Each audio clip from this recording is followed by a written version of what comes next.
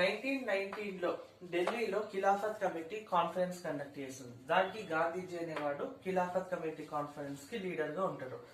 So ఇక్కడ Khilafat committee వాళ్ళు British communist గా ఒక మూవ్మెంట్ అనేది లాంచ్ చేయాలని చెప్పి డిసైడ్ అయ్యారు. సో అదే యొక్క కాన్ఫరెన్స్ లో గాంధీజీ కూడా ఐడియా ఇచ్చిండ్రు. మనకు ఇస్లామిక్ కమ్యూనిటీ ఎట్లాగో రెడీగా ఉంది. ఇంతకుముందు 1906 నుంచి ఇస్లామిక్ అండ్ కాంగ్రెస్ కి మధ్యలో ఫైట్ అవుతుంది అన్నమాట. సో ఇద్దరికి డిఫరెన్సెస్ ఉన్నాయి. It is a correct time Islamic Muslim community and మన హిందూ కమ్యూనిటీ అందరినీ ఒక మూమెంట్ లోకి తీసుకుపోవడం అని గాంధీజీ ఒక ఐడియా వేసింది అనమాట.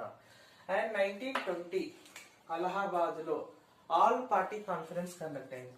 అంటే మొత్తం ఇండియా వైడ్ గా ఏవైతే పొలిటికల్ పార్టీస్ అండ్ ఆర్గనైజేషన్స్ అనేటివి ఫ్రీడమ్ మూవ్మెంట్ కోసం ఫైట్ చేస్తున్నాయో అవన్నీ కూడా మీటింగ్ కండక్ట్ చేసింది.